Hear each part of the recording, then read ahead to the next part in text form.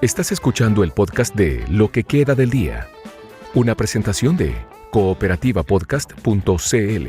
Tal cual, el conflicto lo hemos seguido minuto a minuto desde la madrugada. Está también ese reporte con todo lo que ha seguido pasando en cooperativa.cl. El minuto a minuto que da cuenta de lo último que ha ido pasando en las últimas horas, cuando Estados Unidos, por ejemplo, anunció sanciones a Rusia, aunque descartó enviar tropas a Ucrania, aunque sí habló Joe Biden de mandar 7.000 soldados, cerca de 7.000 soldados a Alemania. Está al teléfono de Lo que queda del día la doctora en Ciencias Políticas y Sociales, académica de la Universidad de Concepción, profesora de Derecho Internacional y Relaciones Internacionales, Paulina Astroza. ¿Cómo estás? Buenas tardes.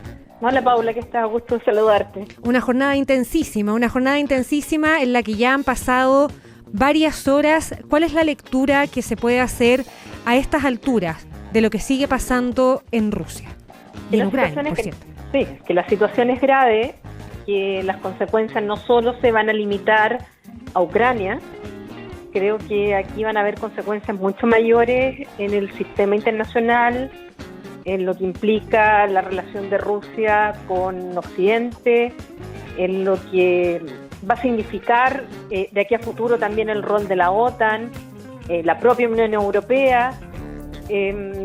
Bueno, por lo pronto la situación humanitaria en Ucrania, presión migratoria que ya se está viviendo, sobre todo, y eso se veía venir porque ya había ocurrido en el 2014, con gente que se está yendo a Polonia y pues probablemente al resto de los países que tienen frontera con Ucrania. Uh-huh. Y por lo tanto creo que son tantas las aristas que tiene esta situación que va a dar para largo tiempo de análisis, pero me preocupa mucho la situación de los ucranianos, la población civil, que finalmente, como tú lo señalabas, son ellos quienes van a tener que enfrentarse a las tropas rusas, porque no estaba y nunca ha estado en los planes de Occidente el enviar tropas a Ucrania.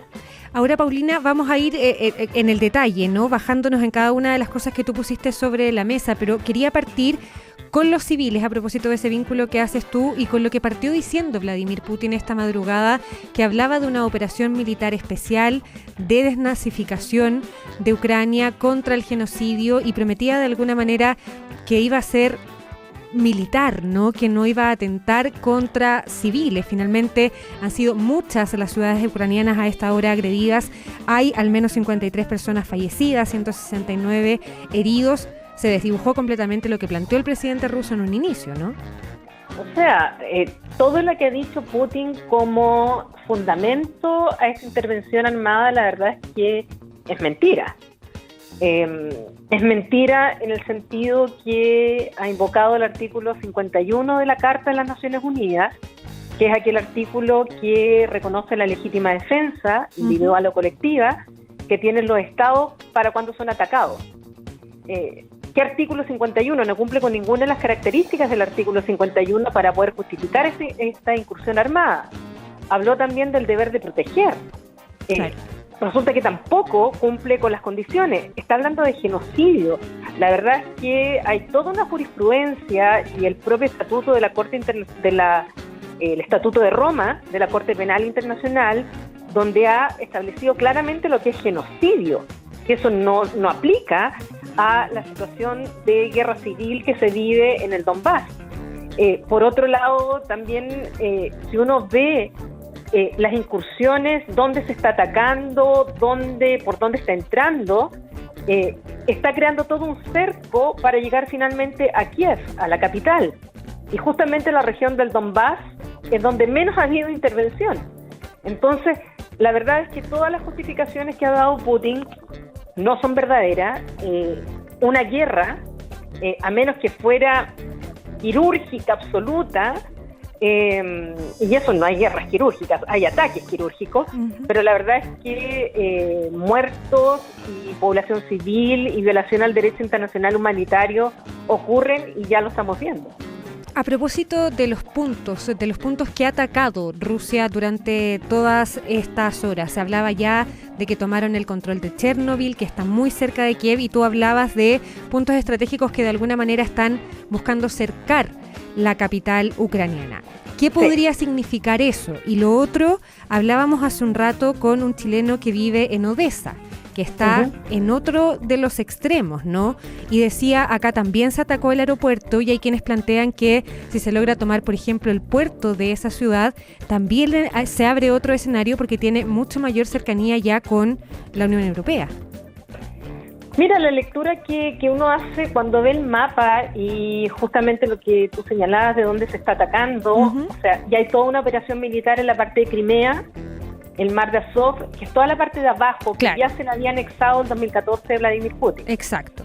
No sé bien cómo el nombre, Mariupol creo que es el nombre de un puerto que también queda muy cerca. Que está cerca de Donetsk y de Lugansk. Exactamente. Eso es un puerto y eso es estratégico. O sea, es toda la conexión con el Mar Negro. Pero además, si tú sigues subiendo por el lado oriental, nos encontramos con que por la frontera con Bielorrusia se está atacando y se está entrando justamente a distintas ciudades. Se ha atacado la segunda ciudad más grande de Ucrania después de Kiev, lo mismo que tú señalas de Odessa. O sea, no es, si su objetivo era ir a proteger a la población de Donbass, es donde justamente no están. ¿Y cuál es el objetivo entonces hoy día, cuando ya vemos ataques por todos los costados ahí en Ucrania? Y este cerco en Kiev. Yo creo que es la invasión a gran parte del territorio ucraniano.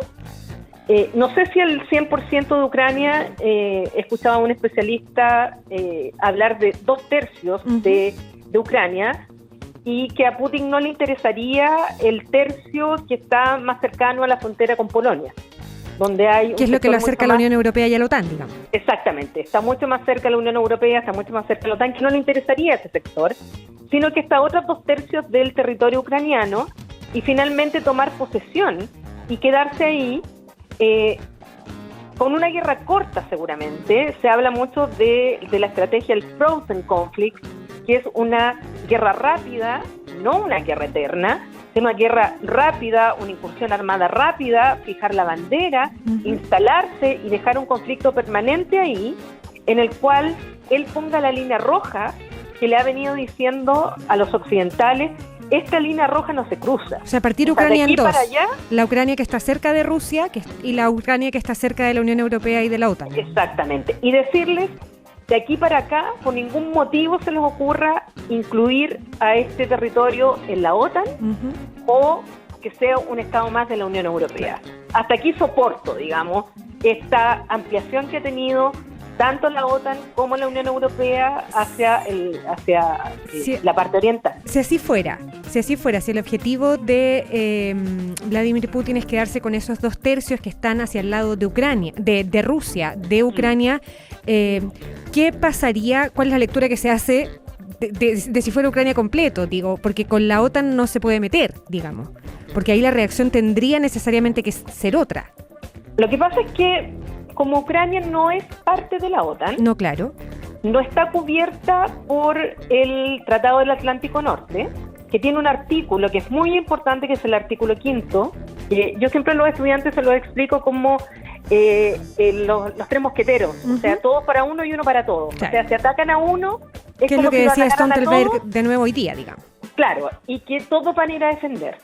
Porque esa es la cláusula del artículo 5º, que está fundada en el artículo 51 de la Carta de las Naciones Unidas, que se llama la legítima defensa colectiva. Ya, pero por ejemplo, no puede hacer eso. Ya, no puede porque no está en la OTAN, pero si Rusia llegara a la frontera con Polonia, a la frontera con Hungría, a la frontera con Rumania, amenaza de otra manera la Unión Europea y la OTAN. Lo que pasa es que van a ser fronteras, y evidentemente eso va a generar tensiones, pero si Putin les demuestra que no va a ir más allá, porque Putin no va a invadir Polonia, Putin no va a invadir Hungría, no lo va a hacer, porque además eso sí sería la Tercera Guerra Mundial, porque eso sí implicaría atacar un país de la OTAN, y la OTAN tiene el arma nuclear. Hoy día Emmanuel Macron se lo recordó, le dice, claro, porque Putin ha dicho, yo tengo el arma nuclear, si Ucrania se le ocurre invadir Crimea, recuerden que yo tengo el arma nuclear. Así lo dijo hace un par de días. Sí, claro, y lo que han dicho hoy desde Francia es que ellos también. Macron le dijo lo mismo. Claro. le dijo, acuérdense que nosotros también tenemos el arma nuclear. Eso en relaciones internacionales se llama el principio de disuasión nuclear. Entonces, ¿qué es lo que funcionó durante toda la Guerra Fría? Por algo nunca hubo un enfrentamiento directo entre la Unión Soviética y los Estados Unidos, porque la disuasión nuclear funciona. Entonces, lo que podría ocurrir ahí es sencillamente que se mantenga permanentemente esta situación en que fija su bandera Rusia, dice esta parte Ucrania es parte de Rusia, porque además hay un factor identitario, que para los rusos y para muchos ucranianos, ellos son parte de Rusia. Ellos vienen de de Kiev. Yo recordaba en entrevista que he dado hoy día lo que le escuché a una especialista española, ¿ya?, que habla de un proverbio ruso que dice que San Petersburgo es la cabeza de Rusia, que Moscú es el corazón y que Kiev es la madre. Para decir que en fondo todos nacen, todos son de los mismos, que vienen de esa Rusia, de la gran Rusia que quiere Putin. Claro. Entonces también hay un factor de nacionalismo que ha explotado mucho Putin también en esto, y por lo tanto quiere también por ese factor crear esta gran Rusia que él siente que se perdió después del término de la Guerra Fría y la disolución de la Unión Soviética. Claro, Paulina, hace un rato conversábamos también con nuestra corresponsal en Francia, nos contaba de este llamado de Macron a Putin, que era noticia de última hora en ese momento, y ella decía que había algo como de decepción a propósito de las reacciones de los líderes mundiales, pero decepción dentro de lo esperado, porque todo el mundo sabía lo que iba a pasar, lo que tú nos decías antes, que Estados Unidos no iba a poner tropas en Ucrania para defender del ataque ruso, ¿no? Pero ¿cuánto alcance puede llegar a tener en este contexto de una eventual guerra corta el anuncio de las sanciones, el recrudecimiento de esas sanciones que hace Joe Biden, lo que está haciendo también la Unión Europea? Porque hay quienes dicen, Rusia estaba preparada para eso, qué sé yo, los fondos en oro, los dólares, etcétera. ¿Cuánto efecto puede llegar a tener en el acortamiento de esa guerra, o la guerra va a terminar cuando Putin quiera, de acuerdo a su objetivo? Yo no estoy de acuerdo con aquellos que miran en menos las sanciones económicas, diplomáticas, comerciales y de todo tipo que se han implantado, se han decidido no solamente en esta ocasión, también en lo que ocurrió con Crimea, donde hasta se expulsó a Rusia del G8 o el G7+1. ¿Ya? Al final termina afectándolos. O sea, hay muchos intereses económicos de rusos y de la propia Rusia, que tarde o temprano va a tener un costo. La guerra va a tener un costo para Rusia, indudable. En segundo lugar, Rusia no está en una situación económica, digamos, pujante, no es una de las 7 economías más industrializadas del mundo, depende mucho de sus ingresos, dependen mucho de la venta del petróleo, del gas, de los cereales y de otros productos.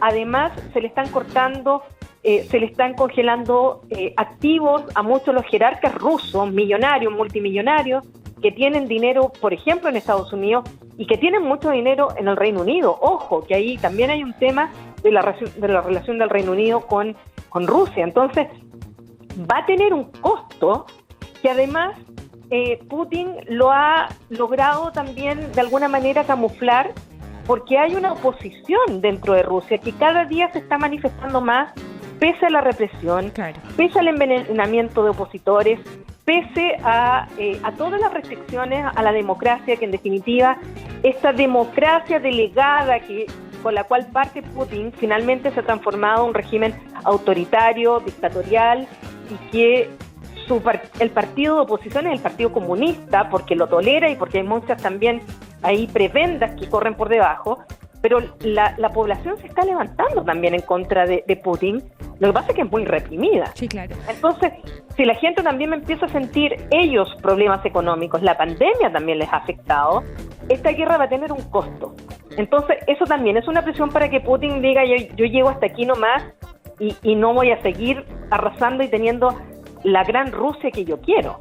Entonces, hay que considerar ese factor también. Paulina Astroza, en la primera respuesta en esta conversación tú hablabas de varios factores, ¿no? De todos los efectos que esto va a tener y que va a ser para un análisis largo y que en mucho rato vamos a estar en esto. Pero también planteabas el tema del sistema internacional que me parece súper interesante y me aprovecho de un tuit que publica a esta hora el expresidente Ricardo Lagos, que dice que Putin rompió los acuerdos y consensos multilaterales que rigen los vínculos internacionales del siglo XXI. La respuesta al ataque debe ser fuerte y clara, como la que dio el primer ministro de Canadá al romper relaciones con Rusia y rechazar la violación del derecho internacional. ¿En qué pie queda el sistema internacional, los consensos multilaterales y estos vínculos internacionales de los que habla Lagos? Mira, el sistema internacional en general, el multilateralismo ya venía sufriendo antes de esta situación. El multilateralismo ya venía con un cierto agotamiento. La presidencia de Trump vino a darle muy fuerte también a esto, y muchos de estos consensos que se encontraban en Naciones Unidas o en otros órganos regionales como la OEA o la Organización, la Unidad Africana, la propia Unión Europea, muchos de ellos finalmente se transformaban en conversaciones bilaterales y no se iba a lo multilateral.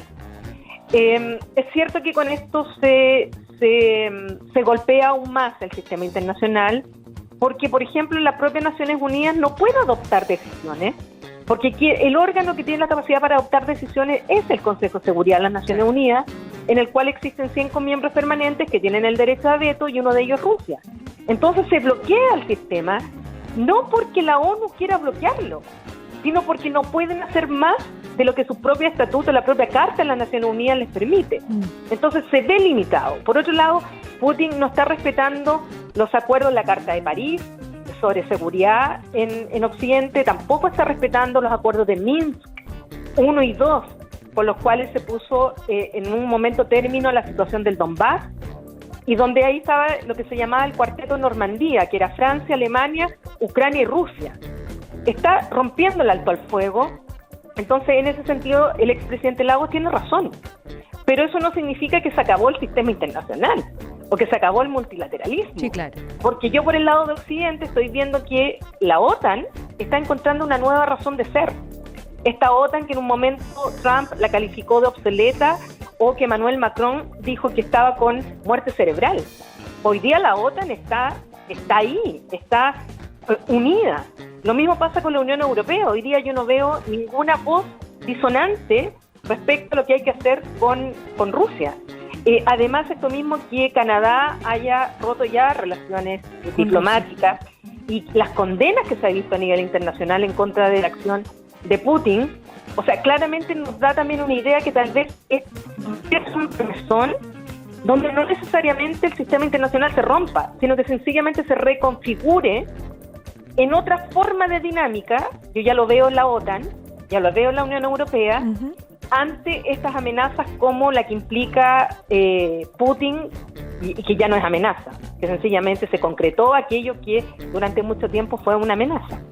Paulina Astroza, nuevamente muchísimas gracias por conversar con lo que queda del día en una jornada en la que más que nunca hacen falta clarificaciones, información, cuando es tanto, ¿no? Es tanto lo que ha pasado desde la madrugada allá en Europa del Este, que sigue dando la vuelta al mundo. Doctora en Ciencias Políticas y Sociales, académica de la Universidad de Concepción, profesora de Derecho Internacional y Relaciones Internacionales. Gracias, Paulina.